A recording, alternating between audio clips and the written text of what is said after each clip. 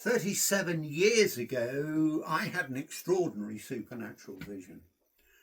Not in a church or somewhere religious, but in an ordinary one-roomed bedsit in Bournemouth, of all places, of course. Everyday life had become more downs and ups, and short of ending it, I was willing to try anything. Anything. People I'd met told me that God loved me, and that if I accepted Jesus, he would help me. I just couldn't understand why God would want to help someone like me. Now, this wasn't false humility.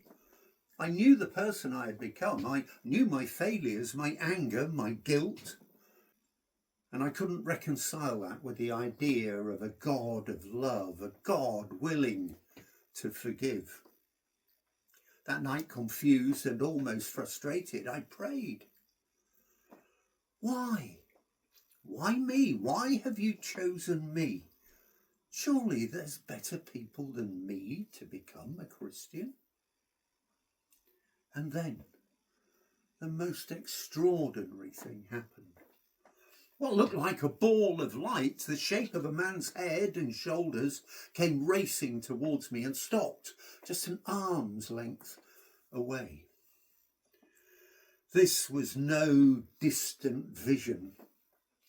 This was life-size, close-up, real.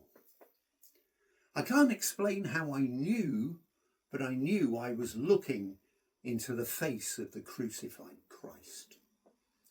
There was no cross visible, no green hill with 3 crosses, just him. An incredible light shone from his face, bright, pure, golden, yet it didn't hurt to look at.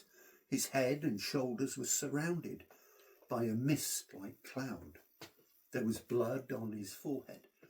His face was beaten, bruised, and his beard torn. His features were distinctly Jewish, not the westernized images from childhood picture books or stained glass windows. No, this was not sentimental. This was suffering. His eyes were closed, and I remember thinking, oh God, don't look at me. Because I knew the pain he suffered was not just physical. It was not only the brutality of crucifixion, it was my rejection. Not just mine, but the rejected love of humankind.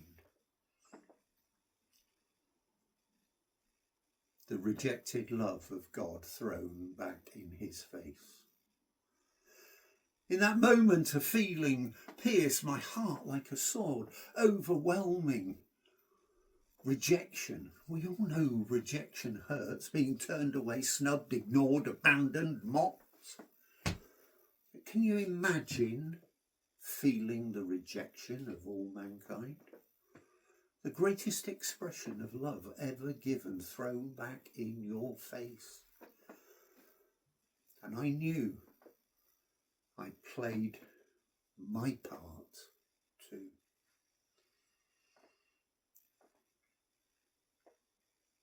My sin, my rebellion, my shame. He had his eyes closed, and I remember thinking, don't look at me. And you know, he never did. There was no condemnation, only mercy. I fell to the floor and wept like a child. I love you, Jesus. I love you, I kept saying over and over and over and over again. And then, as if that wasn't sufficient, it was as if a mighty river crashed through me. Surging, coursing like Niagara, thundering over the falls, surging power pouring through every part of my being, washing, cleansing, restoring. Yet at the same time, it was like a pure mountain stream, sparkling, refreshing, bubbling, alive. In an instant, the anger was gone, the bitterness gone, the rage gone, the hopelessness gone, all gone, as though it never existed. That night I slept in peace. The next morning I woke with a grin I couldn't contain. I was overwhelmed with joy, so full of love it felt like my body couldn't barely hold it. I knew something irreversible had happened. Something I couldn't explain. I just knew I was changed. You know, we're often told that a leopard can't change its spots, but God can. And I can't promise you that if you accept Jesus Christ and his incredible gift of forgiveness, you will have the same kind of vision or extraordinary experience that I had.